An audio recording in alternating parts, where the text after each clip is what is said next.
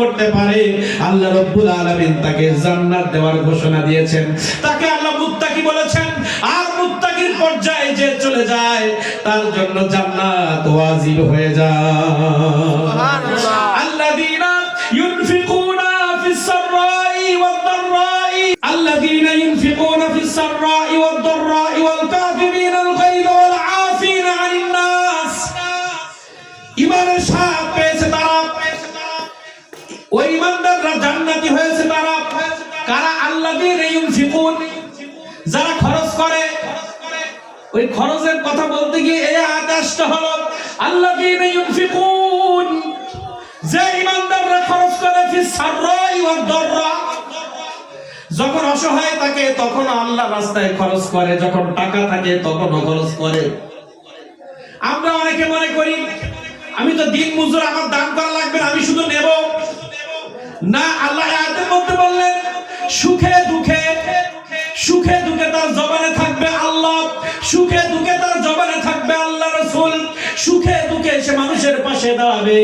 গরীব অবস্থায় দান করা লাগবে, ধনী অবস্থায় দান করা লাগবে। ধনীদের কাজ দুইটা, বছর সারা যাকাত এবং কন্টিনিউ দান।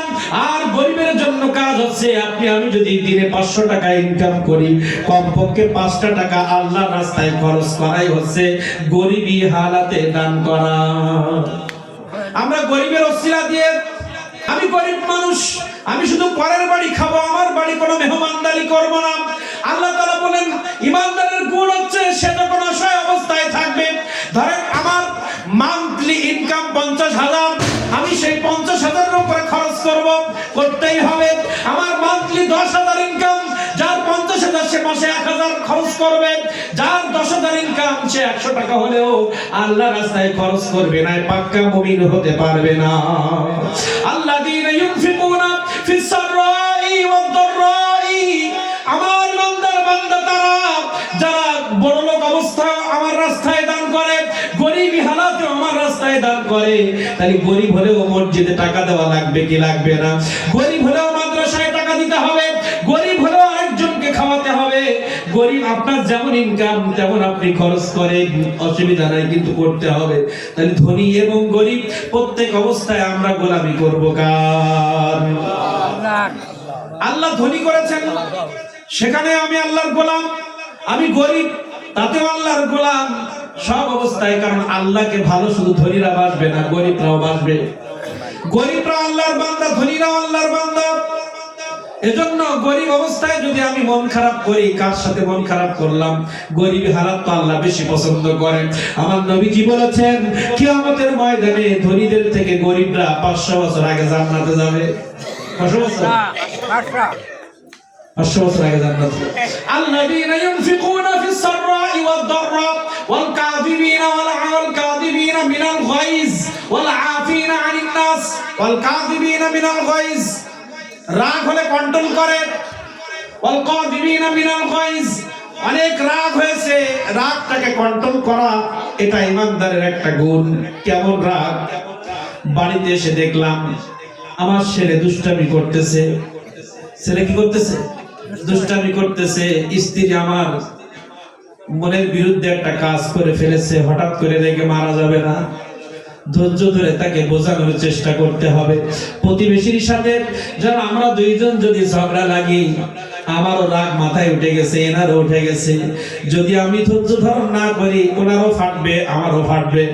শক্তি বেশি থাকলে আমার কিল বেশি লাগবে, ওনার শক্তি বেশি 8টা হলেও লাগবে, ঠিক না?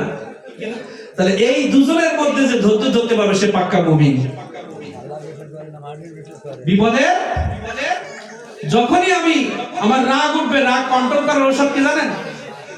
আউযু বিল্লাহি মিনাশ শাইতানির রাজিম পড়তে হয় প্রথম। যখন আমার খুব রাগ হবে তখন কি পড়বো? আউযু বিল্লাহ। কারণ রাগ তো শয়তানের রূপ।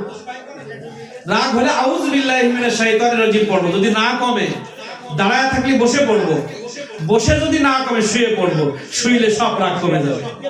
শুয়ে পড়লে কি হবে? সব রাগ কমে যাবে। এজন্য যখন খুব রাগ হয়, এই রাগ কন্ট্রোল করা ঈমানদারের গুণ। কিসের গুণ? ঈমানদারের গুণ। ওয়াল আফিনা আনিন নাস, আমাকে একজন অনেক কষ্ট দিয়েছে, ক্ষমা করে দাও। রাসূল কারীম সাল্লাল্লাহু আলাইহি ওয়াসাল্লাম সাহাবায়ে কেরামকে সামনে নিয়ে ওয়াজ করতেছেন। প্রতিদিন আমার নবীজি তাকরীর করতেন, বয়ান করতেন। আমার নবীজি বয়ান করতেছেন, সাহাবীদেরকে বলছে, তোমরা তো আমার সামনে বসা, একটু পরে সর্বশেষ একজন ব্যক্তি মজলিসের শেষে এসে বসবে। যে ব্যক্তিটা সর্বশেষ মজলিসের শেষে এসে বসবে সে জান্নাতি। খুব খেয়াল করবেন, সে জান্নাতি। একদিন বললেন, দুই দিন বললেন আব্দুল্লাহ ইবনে ওমর রাদিয়াল্লাহু তাআলা আনহুর সন্তান আব্দুল্লাহ ইবনে ওমর, তিনি বললেন আমরা রাসূল করিম সাল্লাল্লাহু আলাইহি ওয়াসাল্লামের সামনে বসা, কিন্তু শেষে যে ব্যক্তিটা পিছনে আসবে তাকে আল্লাহ রাসূল বললেন জান্নাতি। ঘটনা আছে, কারণ আমার নবীজিকে যাকে একবার জান্নাতি বলেছেন কনফার্ম জান্নাতি। আব্দুল্লাহ ইবনে ওমর চলে গেলেন খোঁজ নিয়ে সেই ব্যক্তির বাড়িতে। ব্যক্তির বাড়িতে গিয়ে বলছে, আমি আপনার কাছে 2-3 দিন মেহমান হতে চাই। হঠাৎ করে ওই ব্যক্তির বাড়িতে গিয়ে বললেন আমি বিপদে পড়েছি। আসলে কিছু বিপদ নাই, চেক করতে গেছে। আল্লাহ রাসূল বলেছেন জান্নাতি, তাহলে কি আমল আছে তার? এত কি আমল করে আল্লাহ তাকে জান্নাত, রাসূল তাকে জান্নাতি বললেন। আব্দুল্লাহ ইবনে ওমর চলে গেলেন, আমি আপনার বাড়ি 2-3 দিন মেহমান হতে চাই, আসেন, আহলান সাহলান মারহাবা, আসেন। 2-3 দিন সেই বাড়িতে থাকলেন।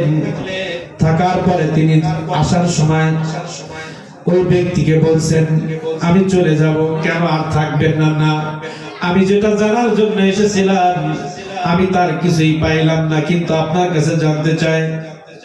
আমি এসে দেখলাম যে বেশি একটা ইবাদত বন্দি কিনা 5 ওয়াক্ত নামাজ, হালাল যে উপার্জন 5 ওয়াক্ত নামাজ, যে এক নফল নামাজ তাহাজ্জুদ পড়লো তো পড়লো, এরকম মানে স্বাভাবিক জীবন যাপন। আপনার থেকে তো আমরা অনেক ইবাদত করি, রাসূল সাল্লাল্লাহু আলাইহি ওয়াসাল্লামের কাছে থাকি, কিন্তু আপনাকে রাসূল সাল্লাল্লাহু আলাইহি ওয়াসাল্লাম জান্নাতি বলেছে, আপনি একটু বলেন তো আপনার ভিতরগত কোন আমল আছে? বলছে আমি তো কমন কোন আমল করি না, তাই একটা জিনিস আমি করি, এটা হয়তো রাসূল করিম সাল্লাল্লাহু আলাইহি ওয়াসাল্লাম জেনেছেন, কিন্তু রাসূল যখন গায়েব জানতেন, এজন্য রাসূল সাল্লাল্লাহু আলাইহি ওয়াসাল্লাম জেনেছেন যে উনি কি করে।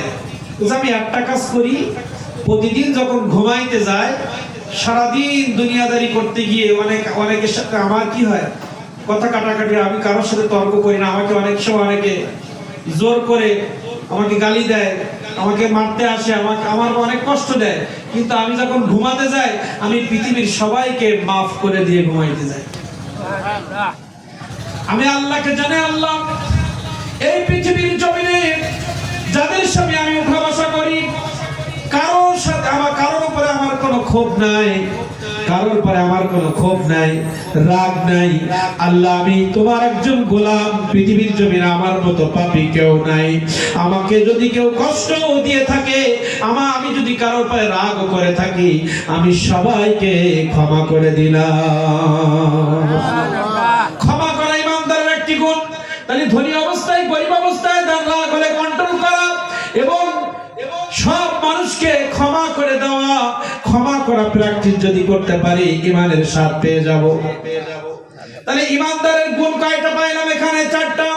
আল্লাহ রাব্বুল আলামিন সূরা মুমিনুনের মধ্যে ঈমানদারের 7টা গুণের কথা বলেছেন। আমরা ঈমানদার শুধু দাবি করলে হবে না। আমি অনেক কষ্ট করে একটা চাকরি পাইলাম, ডিউটি না করলে বেতন হবে না। আমি যদি সারাদিন বাড়ি ঘুমায় থেকে মাস শেষে বলি মালিক আমাকে আপনি বেতন দেন, কি করেন? দেবে? বেতন দিবে না। সরকারি চাকরি 1 দিন 2 দিন 3 দিন আপনি যাবেন না, আপনাকে শোকেস করবেন। যদি মোটে না যান আপনাকে চাকরি থেকে বরখাস্ত করবে, বেতন দিবে না। এই চাকরির জন্য কিন্তু আপনি কম কষ্ট করেন নাই জীবনে। আপনি জীবন বাজি রেখে ঈমান এনেছেন। আপনি ঈমান আনলে আপনার মেরে ফেলে দেওয়ার হুমকি দিয়েছেন। আপনি জীবন বাজি রেখে আল্লাহকে বিশ্বাস করেছেন। ঈমানদার হতে গেলে অনেক কষ্ট, বেঈমানের জন্য কোনো কষ্ট নাই, বেঈমানের কোনো আমল নাই।